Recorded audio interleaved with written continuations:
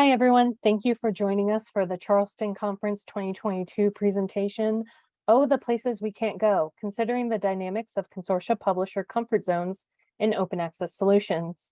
I'm joined with our panelists here today. They will introduce themselves in just one moment, but first to preface the conversation with the description of our panel. Follow the leader. With inflation increasing costs of doing business while dealing with declining collection budgets, consortia and their members must find sustainable options to do more with even less. While open access initiatives in the form of transformative agreements move us towards more sustainable solutions, the current models may not suit some consortia in many libraries. Drawing upon inspiration from transformative agreements, crafting unique and sensible OA solutions is an alternative way to move forward in the Wild West that is the uncertainty of the OA movement.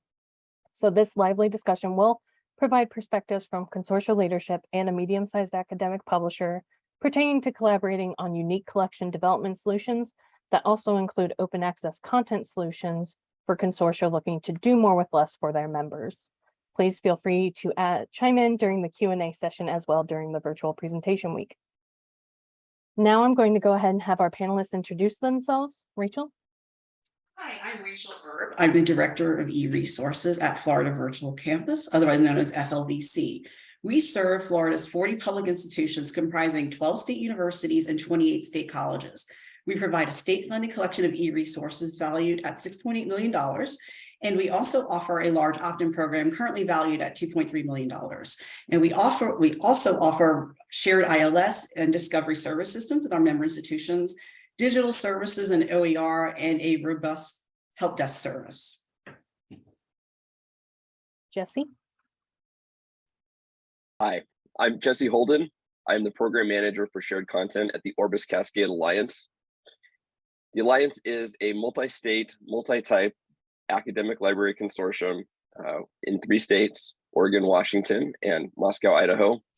Our 38 members span the academic spectrum from large research institutions to community colleges. We have 5 robust program areas, e-resources falling into shared content, also a shared ILS, and resource sharing of print materials. In addition to the 38 members, our e-resources program works with 75 regional affiliates who can also opt into our e-resources programs. And now Nick Newcomer. Hello, I'm Nick Newcomer. I'm the Vice President of Sales and Marketing at IGI Global. I am here to join the discussion to give the perspectives of a medium-sized academic research publisher. We are producing roughly 700 reference books and major reference works annually, as well as we have a collection of 170 open access journals and a full set of e-collections that range from our full collection down through knowledge solutions disciplines, subject collections, and e-topic collections, all of which do offer open access flavor to them. There are transformative opportunities available. And I'm here to kind of give that viewpoint from the business side. In today's dialogue, we'll be divided up into 5 different parts, centered around questions that the panelists will be answering. Part 1, let's jump right in. What are the limitations and why for consortia in collaborating on these agreements? So when I answer this, I'm answering from the perspective of a consortia that has really not done much with open access due to a variety of circumstances. But here we are, and now we are facing this issue. So what we realize is that while we appreciate everything that California Digital Library has done in terms of spearheading these transformative agreements, that pure route may not be an option for our organization. We can certainly source inspiration from these types of agreements, but we can't operate in the same way. Our organizational structures are very different, and we have predominantly read member institutions. So that's been a limitation. With our statewide allocation that we currently have, it is earmarked mostly for database subscriptions. There are a few e-journals that are funded on behalf of the state colleges. And so we have that to consider, and what could we transition potentially there.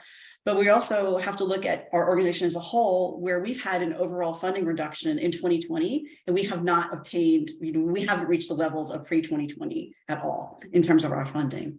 So for the journal package renewals, one thing we've noticed is we partner with our state universities in negotiating many of those contracts, that during the pandemic year, there were some suggestions from vendors to shift from the transformative to OA options. It was poor timing. We definitely needed more time to evaluate those agreements. And we really needed more aggressive price reductions for member institutions instead of just here's the transformative agreement and you can see what happens down the road. It was just not secure enough for us. We weren't convinced of the cost neutrality in many cases. We also have issues with data. How do we always rely on the vendor or publisher to supply that data? We're struggling now with how to make that scalable without having to rely on them. What can we do internally, but what's also reasonable? And Spark has done a tremendous amount of work in providing those resources, but what can we realistically do in an organization our size? One more thing, with having only predominantly read institutions in our consortium, I haven't seen much evidence that publishers are interested in including these institutions that have low publishing volume. So for example, on a transformative agreement that was offered for the universities in 2020, they did not present a model that included the several state college subscribers that we manage on a separate agreement. So that is just very much been the theme ever since.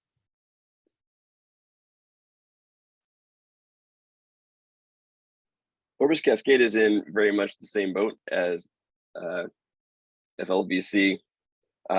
We have a couple of large research institutions, but mostly we have the smaller read institutions, baccalaureate community colleges, regional comprehensive, that make up the majority of our membership.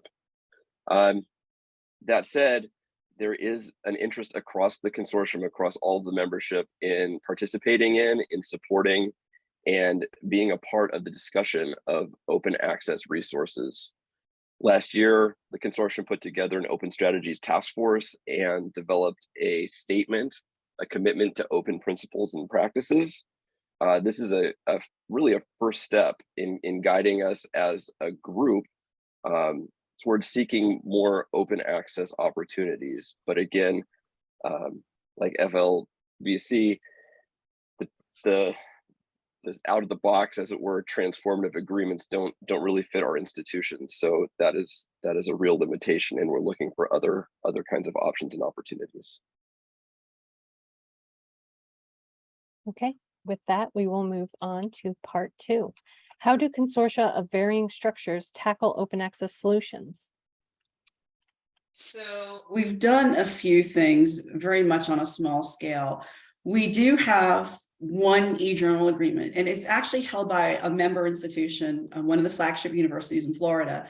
Due to the time of the negotiation, we were in a transitional period organizationally, but that will be moved back to us for the 2024 year. But we're just about to enter negotiations with this entity and this publisher, I should say. And so that's one area, and this is a very popular e-journal transformative agreement. With the institutions of various sizes in reaching research output, we don't know how to approach this. So it can really impact those all-in type agreements versus the opt-in offers that we've received thus far.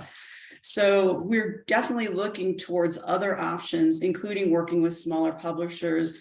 We would also like some more creative solutions that would be more inclusive for our state colleges and also our universities that are not predominantly published. The other thing I'll say, and I'll cite out some specifics here, with IGI Global, we've partnered with them to provide an opt-in. It's an open access initiative there are chapter processing credits based on total spend. And through Lyrasis, and we're really grateful that Lyrasis exists and they do such great work with some of the smaller publishers, including the University of Michigan eBooks. And that's something that we've been able to offer to our member institutions. And that model is the fund to mission with those investments to support that transition to open access. One thing I'll say really quick about all our opt-ins, we do not charge a service charge. So there is nothing like that going on with that as well. So we're definitely looking towards maybe some of those types of solutions. Yeah, and likewise, again, a lot of similarities structurally, just because the transformative agreement solution isn't one that fits us. So we're trying to stay open and creative as we look for any kind of open access solutions that we are able to participate in. And at this point, we're willing to be experimental. One thing that we're keeping forefront in our conversations with publishers and amongst our members is equity. How does everybody have a fair stake in both supporting and accessing this content?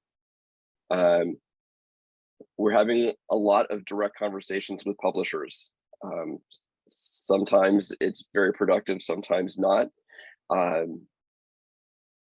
And again, the IGI Global has come forward with the chapter solution for open access. Talk to annual reviews, which is something that has broad participation. They're subscribed to open is a model that works well for our subscribers, something I'll probably mention again.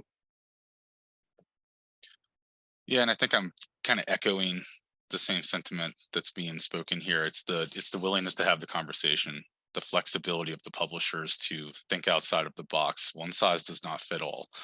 There's so many different opportunities out there for the OA. You have the read and publish models, the publish and read models. You have, diamond platinum funding that you can support an individual journal. You have the subscribe to open, the direct to open. So many different flavors, so many different angles, and not every solution is going to work for the publisher either. We're lucky enough to be extremely flexible because we've been able to open on every one of our journals at this point. We staged that out in a transformation much faster than some of the other publishers did. And that's actually worked in our favor now as we enter these conversations on how to provide equitable opportunities for the members of these consortium. Great. And with that, we will move on to part 3. Where are budgets coming from for OA solutions, and how are budgets being managed currently or being adjusted to address this need? Okay, this might be my fastest answer in this entire presentation. We don't have a budget for open access specifically. So that's basically where we're stuck right now.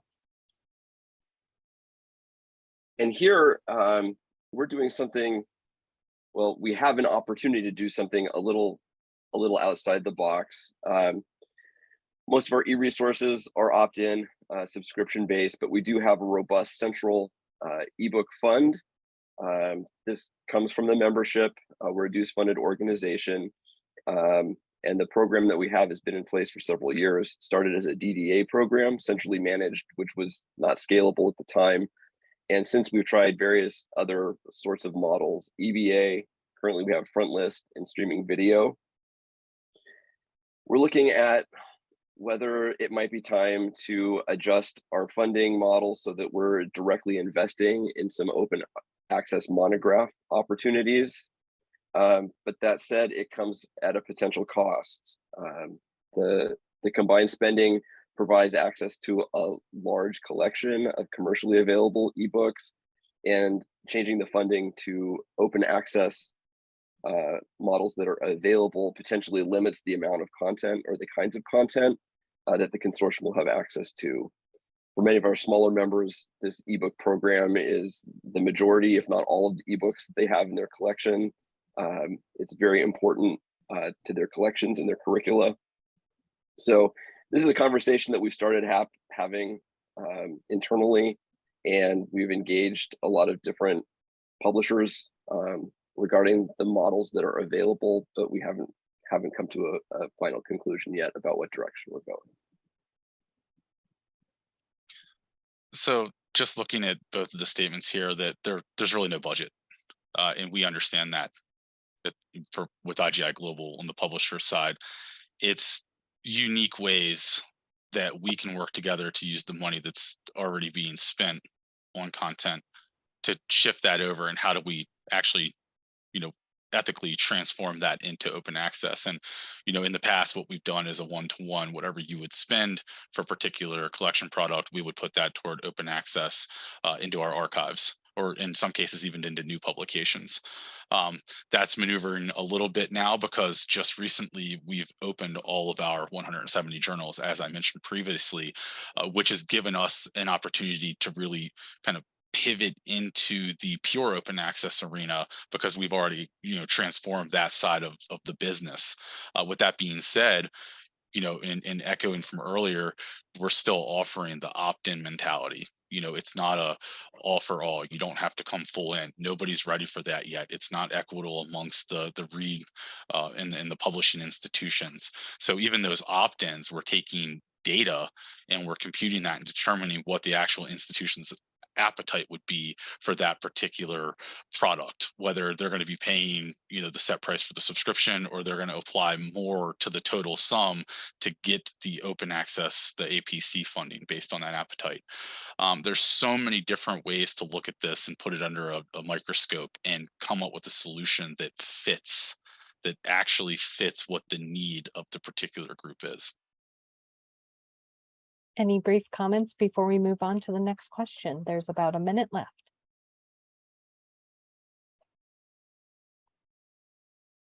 Okay, we will move on to part 4. What are the innovative solutions that consortia and their members are implementing to better integrate the OA movement into their budget? And how can publishers or aggregators address these needs? So some of the things that are in the works and things that we've done are not exactly, I wouldn't call them innovative, but we've really it's just been taking a while for us to get up to speed with some of these issues, because of where we were organizationally back in 2020. So as I mentioned earlier, we don't have any funds set aside to cover APCs for our member institutions to support those read and publish initiatives. So we're working towards that, and this will have to be included in a legislative budget. So that is in the works. We'll see if we can secure any funding, and if we do, we can look towards some creative uses in partnering with our member institutions, and that could take the shape of a lot of different things. And we'll be looking to them with a partnership and guidance on what to do. Hopefully we'll secure some additional funding. The other thing that we've done, we did get one publisher a few years ago to agree to be more transparent, and by providing in that annual report of the participants, to the participants of the agreement, that will include the number of works published under the open access options by all authors, and that includes the title and full citation, and those number of works under the subscription model. And if the number of works under the subscription model decreases in comparison with open access, then the publisher will reflect those decreases in the subscription price of the following renewal year. So we're monitoring that, and I think so far this publisher is going to try and engage again with our universities to have a transformative agreement, but we shall see if the metrics align, which so far they have not. Another concept that isn't new, and I'm sure many of you have this language included in your license agreements, we try to whenever possible, is to include author rights to ensure that at least we can get repository-based open access green. The other thing that we need to start doing, and I think there's been an impetus for discussions with our collections management and e-resources standing committee, has to do with one publisher, smaller publisher, that presented an open access option that would be, and this is a state-funded, very small package, but it only included the institutions that published in their journals. So several of the state universities would have been excluded, even though this is state-funded, and it was over double the amount we were paying for the subscription model. So this, I think, has really got this on our committee's radar, and of course other things they've experienced at their own institutions. Okay, so what do we do in the future? What if this happens again, where they completely go to open access and we can't fund this? And those are things that we'll be discussing down the road and probably in the near future, and also in consultation with our members' council. And I think in some ways we're still looking for innovative solutions.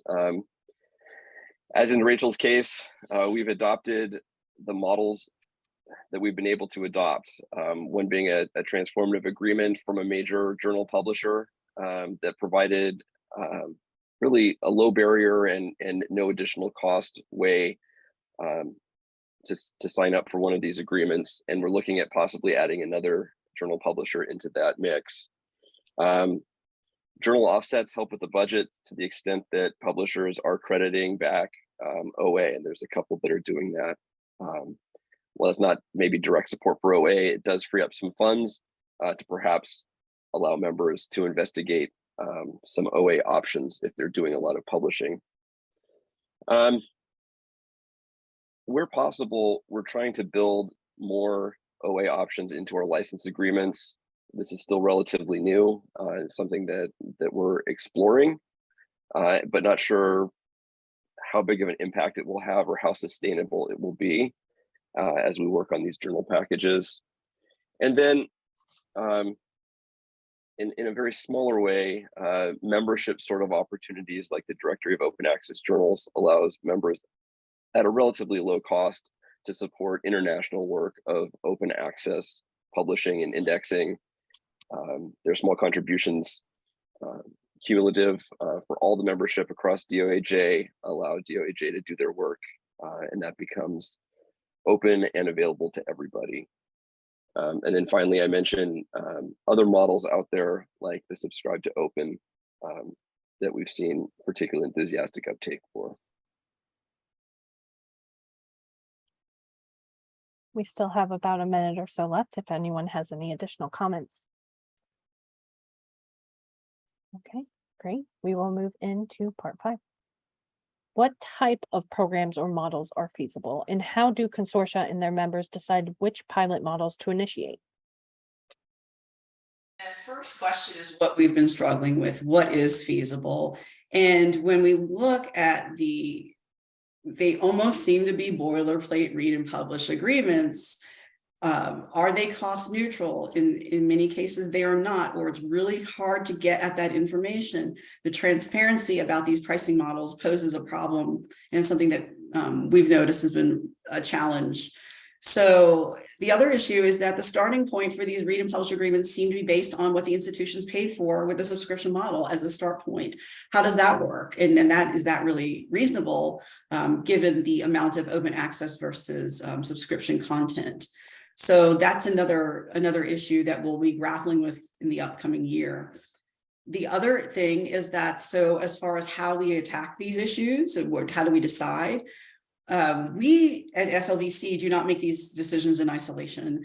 We partner, we have a lot of different partnerships with our member institutions through official vehicles, such as the universities. We partner with them for negotiation teams for the e-journal contracts. We also have our Collections Management and E-Resources Standing Committee. I mentioned about them earlier. And then also our Members Council, which comprises our deans and directors of all our member institutions. So we have a lot of vehicles to make things happen. And we'll be tapping into that, of course, to determine what will be the best course. And I imagine with the upcoming e-journal negotiation rounds, they're all going to be pushing for a transformative agreement. And we'll have to see, and our universities will have to determine, is that the best fit for them? And it may or may not be, or they may have other ideas on how to go about getting something that moves towards open access. Yeah, and I think that feasibility question for consortia is a big one. What are feasible if you can't take the boilerplate transformative agreement? As we look at models within our shared content program here at Orbis Cascade, we have two groups, an ebook standing group and an e-content group. And the latter has been working on our licensing mostly, but more and more investigating OA options.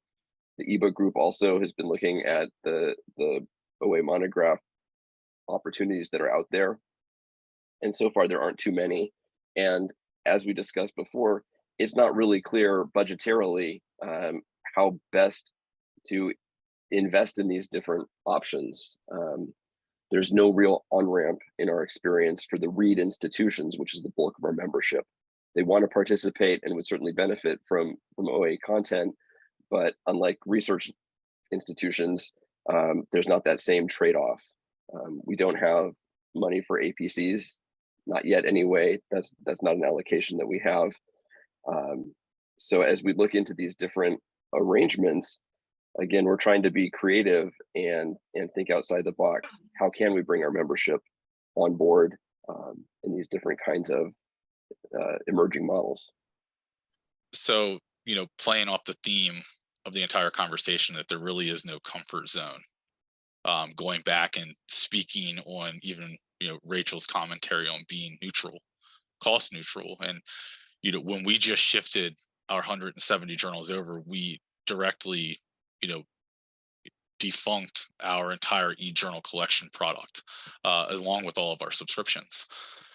So what we've done now is try to pull into a subscribe to open just to get the support that would help us, because we made a very bold move.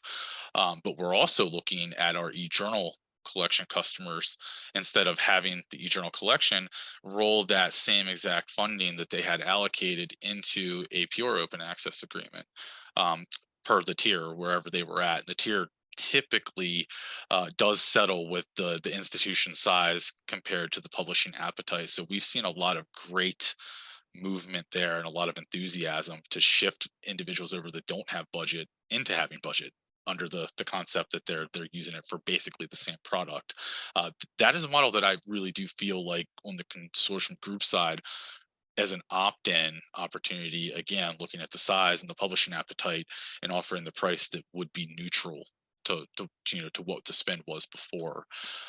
Also, speaking on Jesse's points, the open access monographs. We are publishing 700 books a year, as previously mentioned, and we do offer the opportunities to shift those publications partially or even fully into open access, and those can be had, with open access agreements. Instead of providing funding for APCs, you can shift that over to possibly fund an open access book led by a faculty member. And generally too, we can always apply some read access on the backside of that. The options are really just limitless right now, and the conversation has to be had about open access. But in reality, we just got to be flexible on everything that we do. Just recently with Orbis and GWOLA, we did a shared ebook option, and each of the members from the consortia were able to pull together and combine a spreadsheet where we applied a multiplier to it, and they all had purchased and all accessed the content together in one collection. And this is really kind of the flexibility that the publishers really need to start paying attention to and offering. So while it's not open access per se, the flexibility and really the novelty of a model that allowed us to, first of all, collaborate with another consortium, but also to allow opt-in for this kind of selection model, really provided a great opportunity for those who wanted to participate, provided great dialogue between consortia, and a real opportunity for a shared collection amongst those that wanted to participate. And this kind of title share approach is a great out of the box sort of model, maybe an interim step as we look for different ways to identify and fund and share content. And we do have about 30 seconds or so left if anyone had any additional comments. I have one quick comment. So, and it's interesting that you both mentioned that, and very prescient from where I sit in my consortium, that we've had internal dialogue and internal conversations about partnering with other consortia. We've also talked to some members of other consortia about some potential in the future. In doing so, we would offer opt-ins through that mechanism, but I feel like we can't do this alone. And I think there's some really good opportunities there, and you just presented an example of that. Right, great. Thank you to all of our panelists today. Please be sure to reach out to anyone with questions. Their emails are on the screen to further this conversation, as well as during the Q&A session during the virtual presentation week of Charleston. Make sure to submit your questions then as well. Thank you. Thank you.